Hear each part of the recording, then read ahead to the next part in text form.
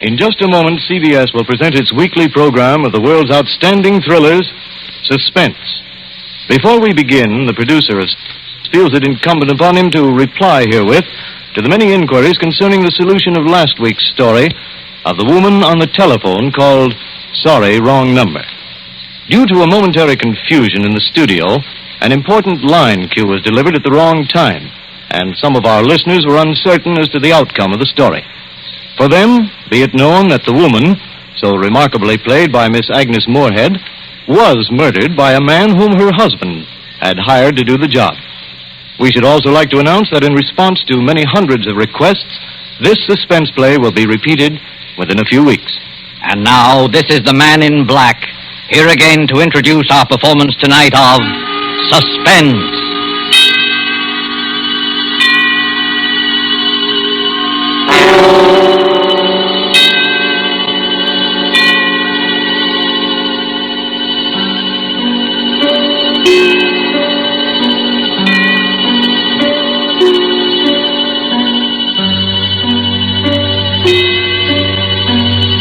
Our stars this evening are two distinguished gentlemen from the Hollywood sound stages, Mr. Donald Crisp and Mr. John Loder. Mr. Crisp and Mr. Loder are here to enact for us a strange and startling drama in which they, in the interest of justice, made use of an unusual method to wring a confession of guilt from a criminal. The story is by Rupert Croft Cook and is called Banquos Chair. And so with Banquos Chair, and the performances of Donald Crisp as Sir William Brent and John Loder as Arthur Grange, Sir William's friend who relates the story to us, we again hope to keep you in suspense.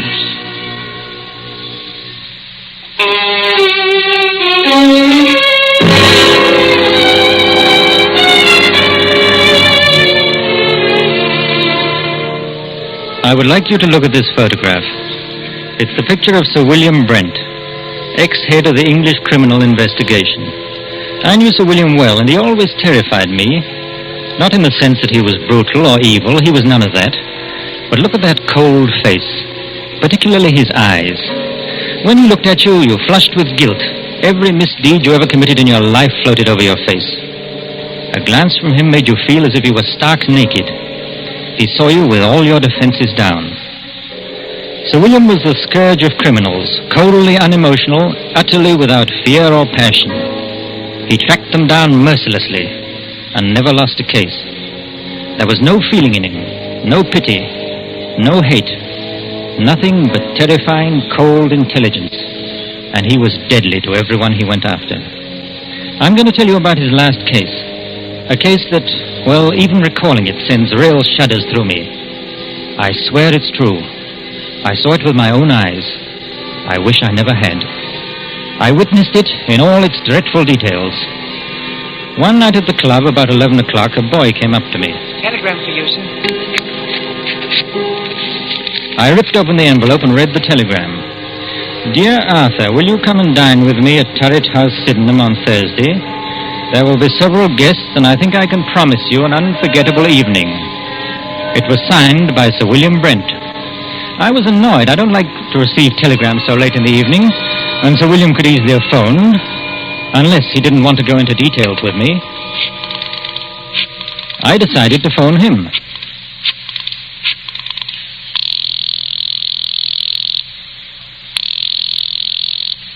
Hello? Hello? This is Arthur Grange calling. Yes, I know. Did you receive my telegram? Yes, Sir William. What's all the mystery about? Well, I'll tell you about it on Thursday. Are you coming? Yes, I'll be there. Very good. I particularly want you to be there. You sound so mysterious, I'm thinking of coming armed or bringing several bodyguards. No, won't be necessary to bring any bodyguards. But you'd better come armed. Well armed. Yes, bring a revolver. Good night.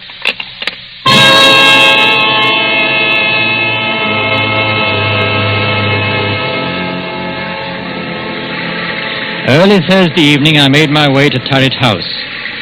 A windy November rain slashed at the streets. Turret House is a huge red brick, unpleasantly somber mansion, an ugly product of Queen Victoria's time. There it squatted, back of the road, almost hidden to view by several dripping pine trees. The neighborhood had known better days. I walked up along the unkept path until I reached the great oaken door. I let the knocker fall once or twice, and the door opened. Good evening, Mr. Grange. I was waiting for you. Hello, Lane. Nasty night, sir, isn't it? It's not much warmer in here. There's a fire in the dining room, sir. Whatever made Sir William move into this drafty dungeon? Oh, we haven't moved in, sir. It's only temporary. Sir William just rented. We still live in the West End. Oh, I see. Have any of the other guests arrived? Yes, Mr. Grange. Miss Stone is here. Miss Stone? Yes, the mystery writer. This way, Mr. Grange. I'll show you to the dining room. Sir William will be down shortly. Oh, hello. I'm Roberta Stone. How do you do? I'm Arthur Grange, an old friend of Sir William's. Yes, I know. I've read some of your mystery stories and enjoyed them very much. Thank you, Mr. Grange. Just what is going on here tonight? I don't know. Sir William sounded awfully mysterious. But then, I've known Sir William for a long time. He never lets anyone down. If anything, he understates. I know. He told me to come armed. He told me the same thing.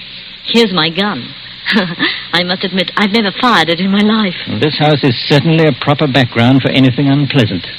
It's already been the scene of a crime. Oh? What crime? Murder. A particularly unpleasant one. Really? I must say the murderer couldn't have picked a more ideal spot. Isn't it a fact? You know, I once wrote a story. Good evening, Roberta. Yes. Arthur, I'm glad you're both on time. Hello, Sir William. Hello. A nice apartment you have here. A sort of mausoleum and dining room combined. You're a bit afraid, aren't you? Of course not. Why should I be? Your eyes give you away. What's all this about? You invite us to this godforsaken dungeon and tell us to come armed? Don't be upset, Arthur. I'm sure you'll come out of this all right. You mean we may be in some danger? Naturally, I wouldn't tell you to come armed otherwise. Who is this other guest, Sir William? There are 2 more guests. But first we'll have a drink, and then I'll tell you both all about it. Lane. Yes, Sir William? Will you serve the drinks? Yes, sir. Now, I'll tell you what's going to happen tonight. This house, Turret House, was the scene of the Sydenham murder. A very famous case. Yes, I know about it. That's right.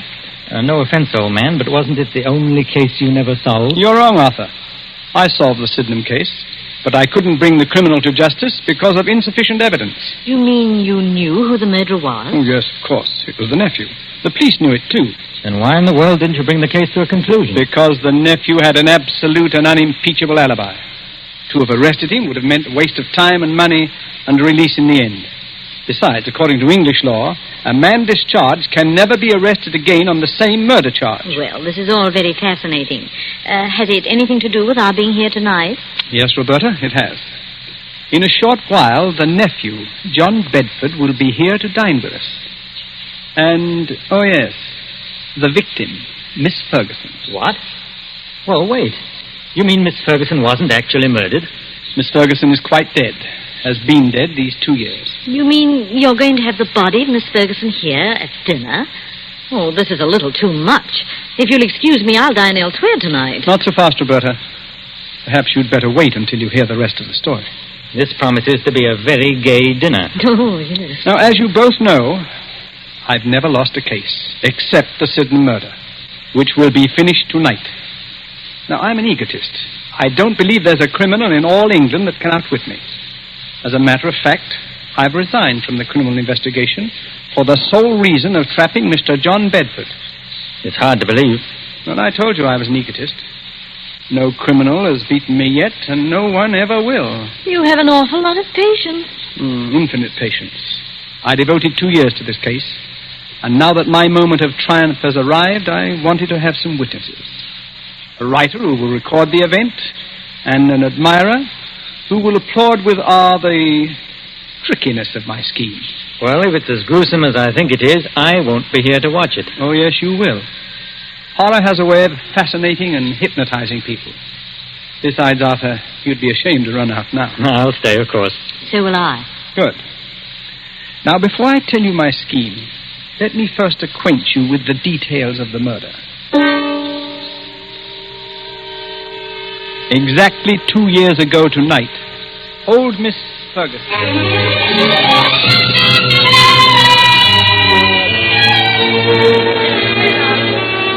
Where is that foolish lunch, maid? Yes, Miss Ferguson.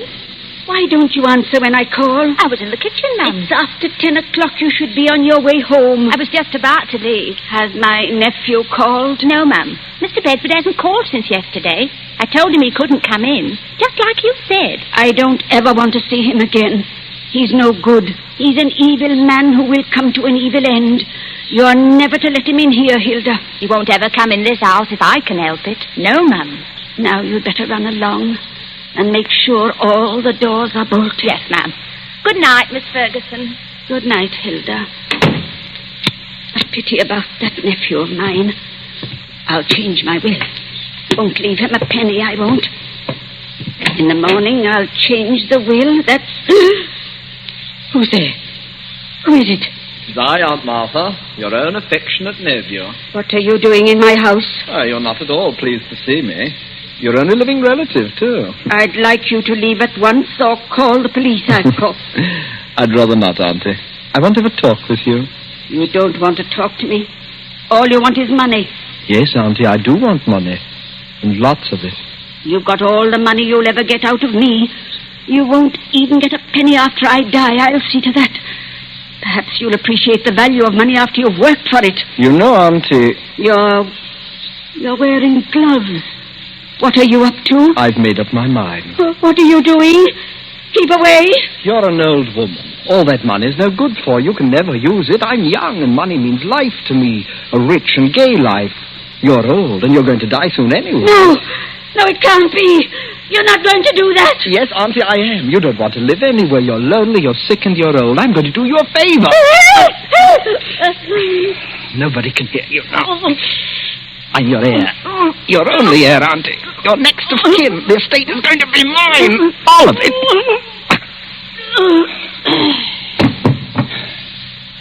Now, don't you worry, Auntie. We'll have a fine funeral for you.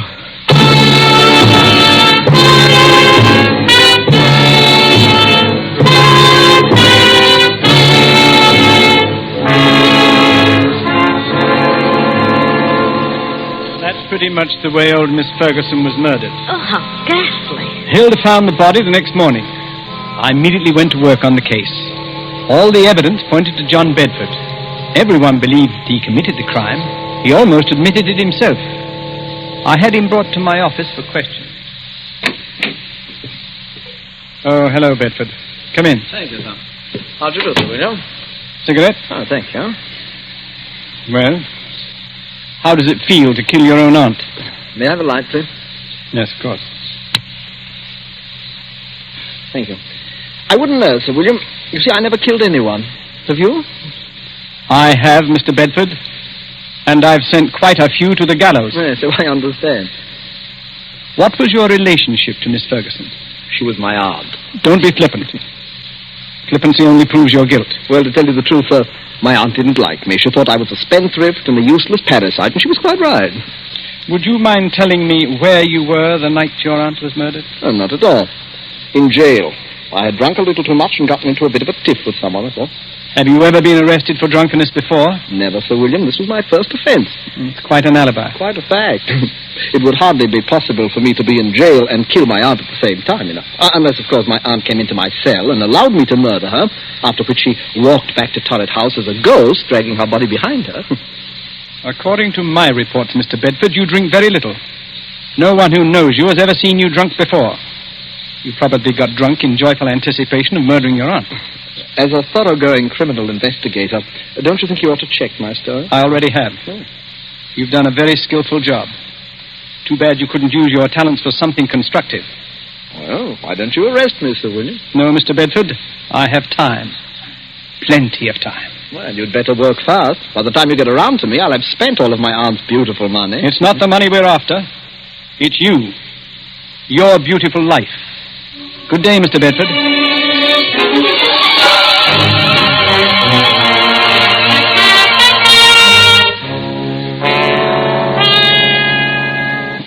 That's how matters stood.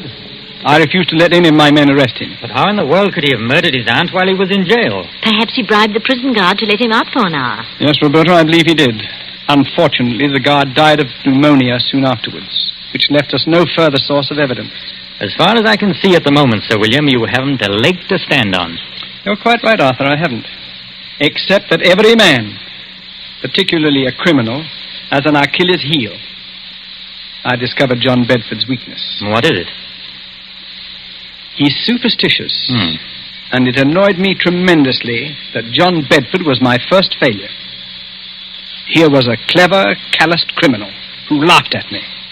No one had ever done that before.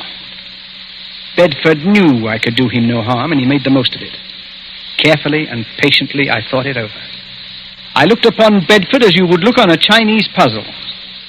There is no such thing as an impregnable defense.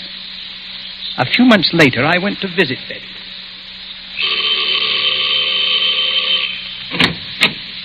Well, Sir William Brent.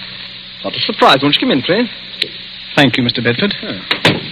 Well, I'm honored to have the great Sir William Brent pay me a visit. You're not after any more clues, I hope. It gets rather tedious, you know. No, not at all. I know when I'm licked. Well, I didn't want to appear smug, sir, but everyone has his Waterloo. Would you have a drink? No, thanks. I suppose you're curious about why I came here. Well, I'd hardly imagined it was a friendly visit. On the contrary, it is. You see, I admire brilliant people, no matter what they're calling. Oh, you're very flattering, Sir William. I've resigned from the criminal investigation. I'm a private citizen now. Yes, I've heard about that. Most people misunderstand me. It wasn't my love for justice that made me pursue my profession with such tenacity and... Success? With the sole exception of your case, of course. It was a game of skill to me. My wits against all comers. I lost in your case. But then we've all got to lose sometime, haven't we? I don't believe you, Sir William. You're still out to get me. Well, there isn't much of a chance, is there? I'm afraid not, Sir William. I've kept out of trouble so far. Knock wood. That's an odd habit for a man like you, knocking on wood. You're not superstitious, are you? Huh? Of course not. Just a habit since I was a child. I see. Well, now to the reason for my visit. I noticed in the papers that you're looking for a tenant for Turret House. Oh, yes, I am. I'd like to rent it. Well, the scene of the crime, huh? Well, of course, why not? There's no harm in it. As a matter of fact, I'll let you have it very cheaply.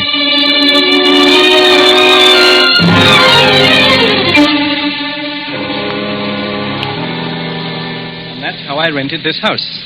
The house where the murder was committed. Well, what's your plan? It had better be a good one. Mr. Bedford sounds like a hard customer. Yes, it's a strange plan, but an effective one. I saw Bedford frequently. Our acquaintance blossomed into a kind of friendship, an armed friendship, of course. He knew I was out to get him, and I wanted him to know that. He's vain, very vain. And this game intrigued him. I also learned that he was very superstitious, although he denied it vigorously.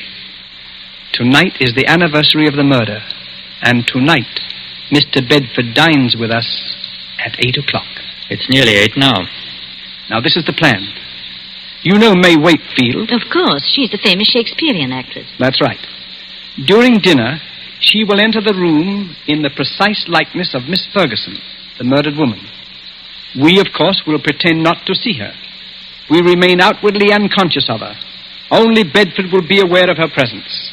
I believe Bedford will confess. I'd imagine he'd keep away on this night, especially if it's the anniversary. He's giddy with success. And also, the fact that Roberta Stone, the famous writer, is here with us, tweaks his vanity. He'll be here promptly. Oh, I don't like this. Well, this is just like one of your stories. It doesn't become you to be frightened. Oh, I won't run away. Well, there's one more thing. During dinner, the electric lights will be switched off at the main, and candles will be lit. We must have the correct atmosphere. You understand now? You're not to see May Wakefield. She doesn't exist for us. Is that clear? I'll look right through her. Oh, it gives me the creeps. That, I am sure, is our Mr. Bedford. The appearance of John Bedford suddenly made the whole scene grimly real. He was a tall, well-built man in his late 30s, immaculately dressed and perfectly groomed. At first sight, his face seemed pleasant enough, but on closer scrutiny, his grey eyes were hard and cold. He looked us over, all of us, with arrogance and superiority. I heartily wished I was elsewhere. This was one scene I had no desire to witness. After the introductions were over, we sat down to dinner. Is it still nasty outside, Mr. Bedford? Yes, and getting worse. Looks like we're in for a few days of it. Too bad. I was going to do some riding tomorrow. The soup is excellent. Yes, your cook should be congratulated, son. The soup's a masterpiece. Poor Alice. She's been my cook for 20 years. But she's given me notice, absolutely refuses to stay here, says this house is haunted. So? Roberta, this might make an interesting story for you. Yes, Sir William. You should speak to her. Alice swears that she has seen the figure of an elderly lady with finger marks on her throat walking about this house. Oh, come now, Sir William. This is too good. Such an obvious attempt to frighten me.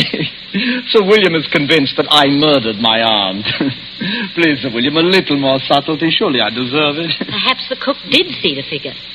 As you very well know, Mr. Bedford, I don't believe in ghosts, and I'm sure my cook never saw this elderly figure.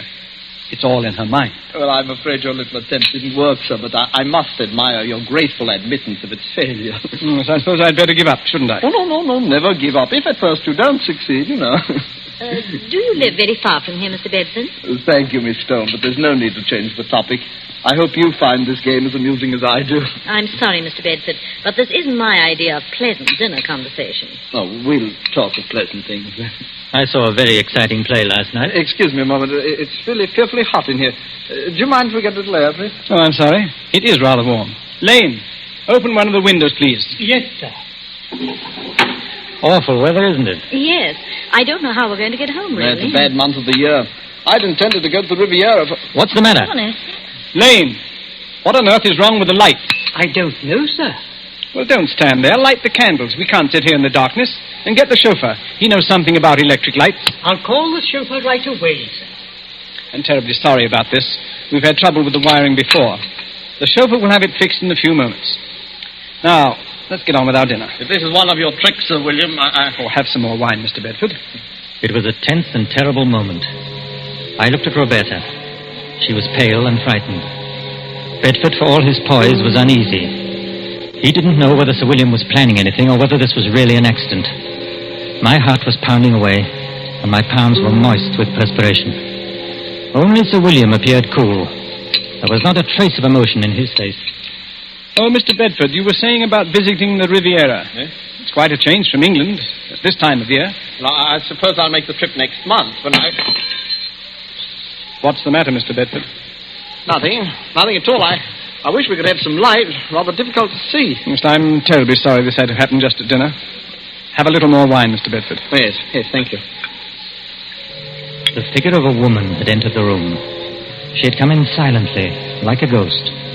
We all saw her, but not one of us moved or made a sign of recognition. In the dim candlelight, she looked ghostly and unreal. Bedford looked at all of us to see if we also had seen the figure, but we ate our dinner grimly. He looked again, then shook his head and gulped more wine. Don't any of you see anything? See what, Mr. Bedford? This is another one of your tricks. Can't any of you see her? What's got into you, Bedford? It's my aunt. My aunt. Perhaps you've had too much to drink. Huh? Your aunt's dead, Mr. Bedford. You're not seeing ghosts, I hope. Perhaps I drank too much. Yes, of course. She's coming toward me.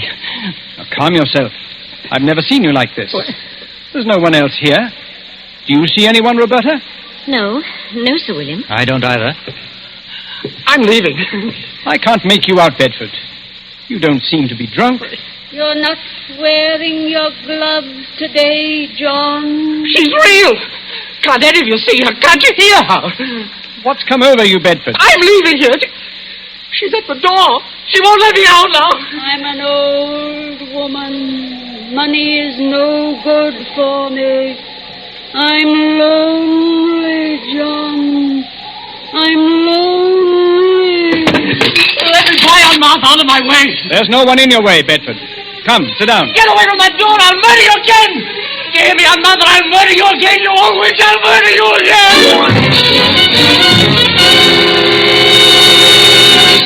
All right, switch on the lights.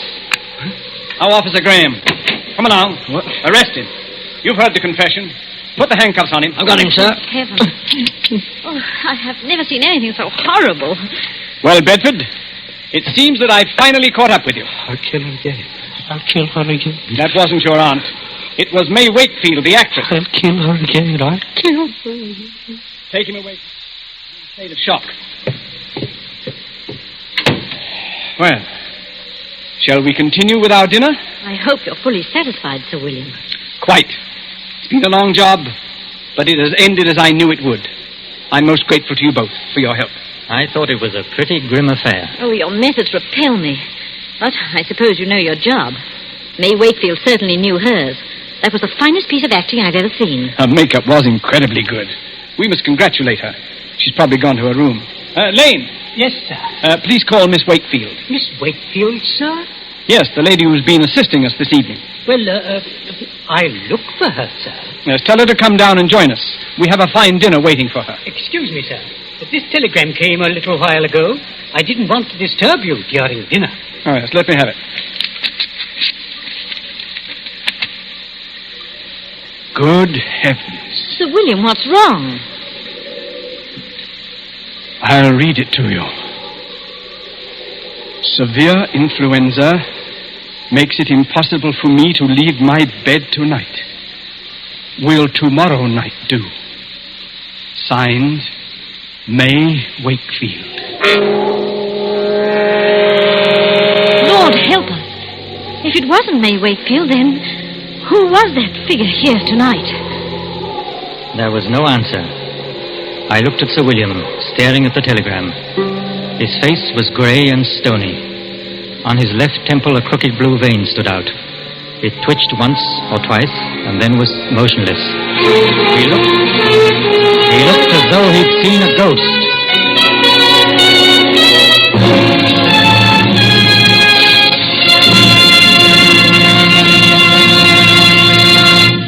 And so closes Banquos Chair, starring Donald Crisp and John Loder. Tonight's tale of Suspense. Now you may want to make a note of a change of time in these programs. Beginning next Tuesday, Suspense will be heard a half hour later, or 10 to 10:30 Eastern War Time.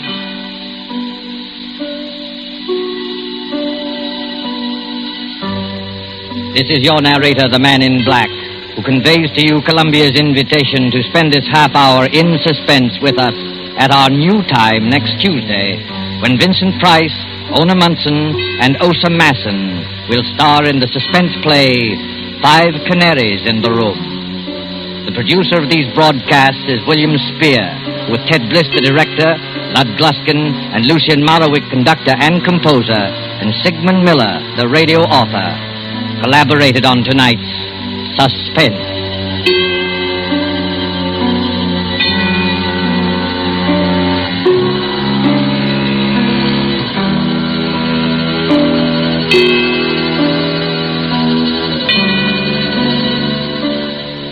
This is CBS, the Columbia Broadcasting System.